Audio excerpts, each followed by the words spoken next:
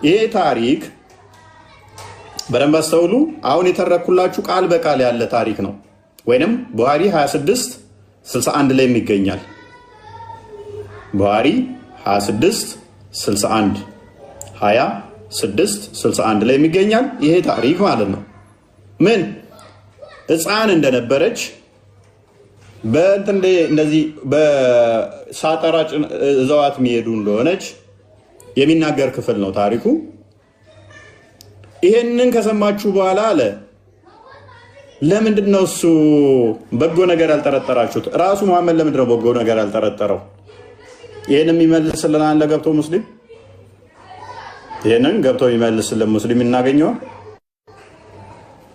እናገኛለን?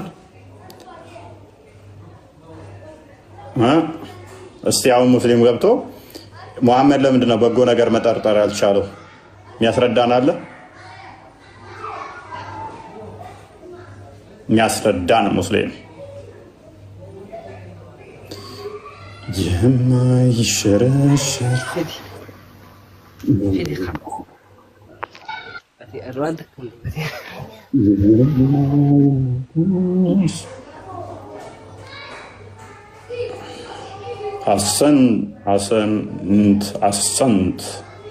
አሰንት ነው።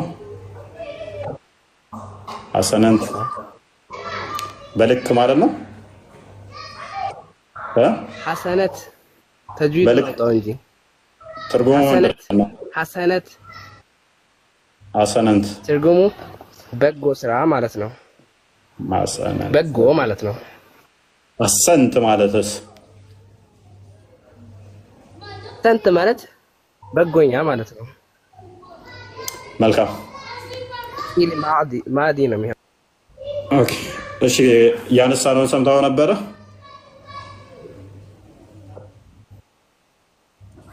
ሱራ 24 ከ12 ጀምሮ የወረደበትን ክፍል ምክንያት ታውቀዋለህ?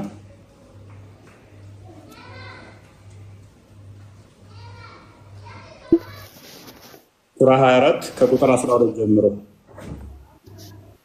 ሱረቱ ኒሳ ነው። 24 ሱረቱ ኑር። እሺ አንዴ ክፈተው ቆስጠንጢኖስ። ከሱ ጋር የተያያዘ ነው። ከማን ጋር? ከሱራው ጋር የተያያዘ ነው ማለት ከቅድም ከነገርኩህ ታሪኩን ካወራው ጋር አልሰማሁም እኮ እኔ ምንም ነገር። ታሪኩ ምንድነው? እሱ ቀደም ያወራሁት ነው። መሐመድ አይሻን ወደ ጦር ሜዳ ሲሄድ እዟት ነበር የሚሄደው እና እዛ ዘሞተች ተብላ በመጠርጠሯ ምክንያት መሐመድ ደግሞ ሊፈታት ይፈልግ ነበረ እና እየዞረ ሰዎችን ይጠይቅ ነበረ ዘሞታለች አልዘሞተችም የሚለውም ማለት ነው።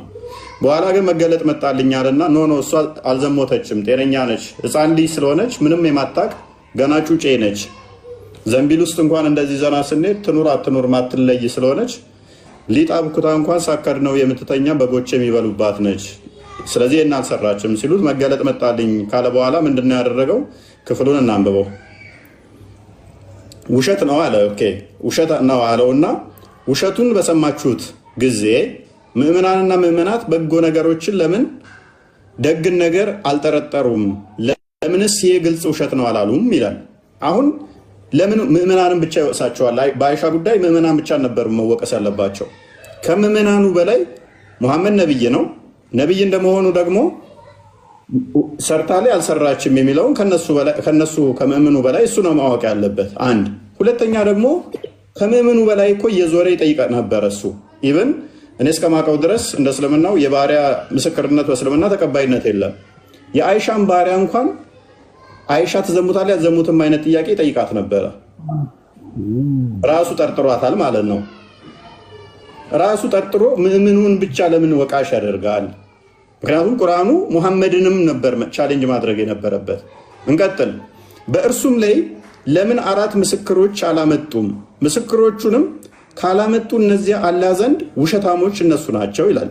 ሙሐመድ ራሱ 4 ምስክር ሳያመጣ ለምንድን ነው እሱ ልፍታት እያለ ሰዎቹን መጠየቅ ያስፈለገው?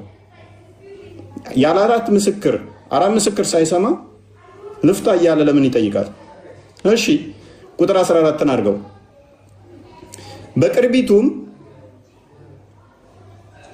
በቅርቢቱም በመጨረሻይቱም ዓለም በእናንተ ላይ ያላችሁ ችሮታና እዝነቱ ባልነበረ ኖሮ በውስጡ በገባችሁበት ወሬ ምክንያቱም ሐሚቱ ማለት ነው በገባችሁበት ወሬ ምክንያት ታላቅ ቅጣት በእርግጥ በደረሰባችሁ ነበር ይላል።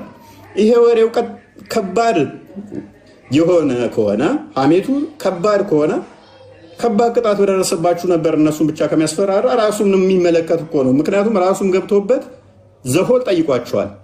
ሚስቶቹንም ጠይቋል፣ ባሪያውን ጠይቋል፣ ሌሎች ሰዎችንም ጠይቋል። ለአንድ ወር በላይ ታማ እንኳን ፊት ነስቷት ሰላም እንኳን አይላትም ነበረ። ቋንዴ ሉክ ቁጥር 15 ላይ አድርገው። ቁጥር 15 በምላሶቻችሁ በምትቀባበሉት ልብ በል በምላሶቻችሁ በምትቀባበሉት ጊዜ ለእናንተም በእርሱ ዕውቀት በሌላችሁ ነገር በአፎቻችሁ በተናገራችሁና እርሱ አላህ ዘንድ ከባድ ኃጢአት ሆኖ ሳለ ቀላል አድርጋችሁ ባሰባችሁት ጊዜ ከባድ ቅጣት በነካችሁ ነበር ይላል። በምላሳችሁ በምትቀባበሉ ጊዜ ይሄ ከባድ ኃጢአት ነው በአላህ ዘንድ እያለ የሚለውን ራሱ በምላሱ ተቀብሎ ሌሎችን እየሄደ ከጠየቀ አይሻ ዘሙታለች አልዘሞተችም ብቻ ሳይሆን አይሻን ፊት ነስቷት ሰላምታም ከከለከላት ለአንድ ወር በላይ ታማ ቀን ከሌሊት ጉበቴ የሚፈነዳ እስኪመስለኝ ድረስ ሳለቅስ ነበር ስትል እሱም ከነሱ ጋር ሆኖ ልፈታት ነው እያለ የሚያስብ ከሆነ ራሱ ሙሐመድም እኮ በዚህ ተጠያቂ ነው። ለምንድን ነው ሌሎቹን ብቻ ጠያቂ የሚያደርገው? ቁጥር 16 በሰማችሁት ጊዜ ልፈታት ነው የሚለው ውስጥ አሳያለሁ። እሺ ሜቢ እስከዛ ድረስ እኔን እስከማብራራው አንተ ቡሃሪ 61 21 66 ነው ቼክ አድርገው እስኪ መክፈል የምችል ከሆነ ማለት ነው። 26 61 ሶሪ ቼክ አድርገው እስከዛ ድረስ ማለት ነው። ዛሬም ታገኘዋለህ። እኔ እነሱ አብራራው ነው ተመለስ ኮንስታንቲኖስ ራሱ ቼክ አድርገው። በሰማችሁትም ጊዜ ቆያ ክፍሉ ሙሉ ልጨርሰው። ክፍሉ ቁርአኑ የወረደው እንዳለ ሐሚት ነው። በሰማችሁትም ጊዜ ልበል በዚህ ነገር ልንናገር ለኛ አይገባንም። በሰማችሁት ጊዜ ምኑን ሐሚቱ ማለት ነው። በሰማችሁት ጊዜ በዚህ ልንናገር ለኛ አይገባንም፣ ጥራት ይገባ፣ ይህ ከባድ ቅጥፈት ነው አትሉም ነበርን ይላል። ኦኬ አይሻ ዘሙታለች የሚለውን ሐሚት ሲሰሙ ኖ እኛ እንደዚህ ብለን ልንናገር አይገባም ከባድ ቅጥፈት ነው ብላችሁ ለምን አታቆሙም ነው። ራሱ ሙሐመድ እኮ ይሄንን አክሴፕት አድርጎ ዘሙታለች አልዘሞተችም እያለ ሰዎቹን እየጠረጠረ እየጠየቃቸው ነው። ባሪያዋን እንኳን ሳይቀር ዘይነብን ሳይቀር እኔ ሐሚት አልሰማም፣ ወሬም አላወራም፣ ባፌም አልናገርም፣ በጆሮዬም ላለመስማት ወስኛለሁ እስክትል ድረስ እሺ አይሻን ትጠረጥሪያታለሽ ከሌላ ወንድ ጋር? እኔ አይሻ ሕፃን ልጅ ስለሆነች ምንም አታደርግም ብዬ ነው ማስበው እስክትል ድረስ ማለት ነው። ኦልራይት ቁጥር 17 ምእመናን እንደሆናችሁ ወደ ቢጤዋ በፍጹም እንዳትመለሱ አላህ ይገስጻችሁ አለ። መልካም ወደ ቢጤዋ አትመለሱ፣ ደግማችሁ አትሙ ነው። ምክንያቱም ዘማዊ ነኝ ከተባለ የሙሐመድ ሚስት ዘማዊ ትሆናለች ማለት ነው። ቁጥር 3 እና 2 ላይ ቀደም በተመለከትነው ደግሞ ዘማዊን የሚያገባው ዘማዊት ብቻ ነው ይላል። ዘማዊና ዘማዊ ነው የሚጋቡት። ስለዚህ ሙሐመድ ራሱን ዲፌንድ እያደረገ ነው አሁን ቤተሰቡንና ራሱን።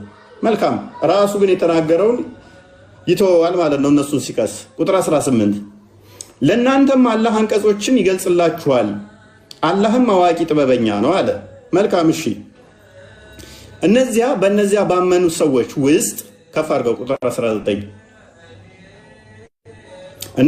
በእነዚያ ባመኑ ሰዎች ውስጥ መጥፎ ወሬ እንድትስፋፋ የሚወዱ እነሱ በቅርቢቱም በመጨረሻይቱም ዓለም አሳማሚ ቅጣት አላቸው፣ አላህም ያውቃል እናንተ ግን አታውቁም አለ።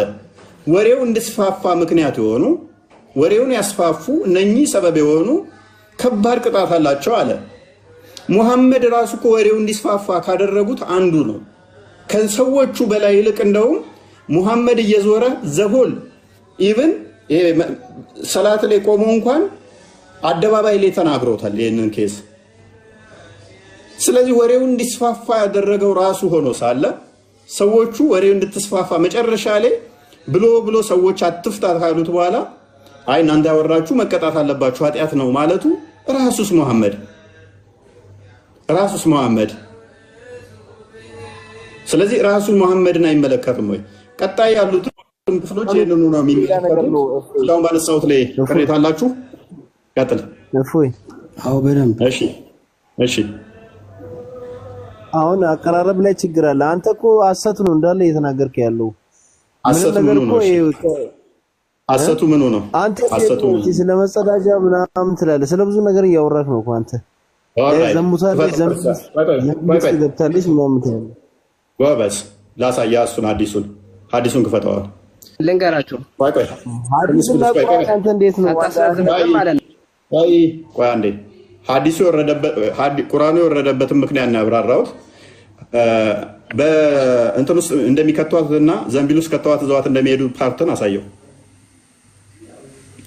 አስምርበት እንትና ሽንት ቤት ሄዳ እንደረሷትም ያለውን ፓርት አሳየው። አንብበለት። ዘንቢል አይደለም በቃ የግመል ከላይ የሚጫነው ዘንቢል አንተ ከየት አምጥተህ መረጃ የምታወራው? አደራሩ ቆይ አዳምጥ። አንብባው እንትና እሺ እንግዲህ ያው አስመረዋለሁ። ሄዳ እንደረሷትና አንስተው እዛ ሲጭኑ እንትን እንዳላት ያለውን ፓርት አንብበው ኮሴ። እሺ I was carried in a howdah on the camel በግመል ላይ የሚቀመጠውን ዘንቢል ውስጥ ተቀምጬ ነበረ። and dismounted while still in it ውስጥ እንዳለሁኝ ተተውኩኝ። when Allah's messenger was through with his ghazwa and returned home እና ያላ መልእክተኛ ወደ ቤትም በተመለሰ ጊዜ and we approached the city of መዲና ወደሚባለው ከተማ ደረስን። Allah's messenger ordered us to proceed at night በማታም እንድንቀጥል አዘዘ። when the order of setting off was given የትእዛዝ በተሰጠ ጊዜ I walked till I was past the army to answer the call of nature የተፈጥሮ ግዳጅም ለእንትን ለማለት ለመወጣት ሽንት ቤት ማለት ነው እንትን አልኩኝ። የተፈጥሮ ግዴታ ምንድን ነበረ? ሽንት ቤት ነው ብለሃል ያልከኝ ማንኛችሁ ነበር? የተፈጥሮ ግዴታ ምንድን ነው? የተፈጥሮ ግዴታ እኮ ሽንት ቤት ብቻ ነው። ያንተ ምንድነው እሱ? ሌላ ምንድነው? ሴቶች ላይ መጣው ሴቶች ላይ ምንድነው የመጣው? ምንም ይምጣ። ቀጥልሽ ንገረኝ። ሄሬዶ መጥቶባል ነው? አንተ አገላለጽ አንተ እንዳይ ሃይማኖትን እኮ አስማማለሁ። ስለዚህ እሱ ማተራ ያረጋል። ችግር የለውም። ማተራ ያረጋል። ቆይ ሙቤ ጣልቃ ትግባ። ኦልራይት ልስማማለሽ። ስለዚህ የሴቶች ወራዊ መጥቶባት ነው ተነጥላ ልትወጣ ሄደችው።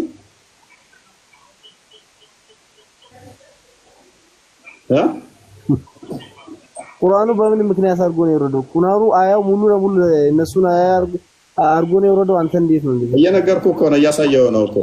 አሁን አይደለም ብለሃል አይደለ? ካልሆነ ቻሌንጅ ልታደርገኝ እኔ ክፍት ነው ቤቴ።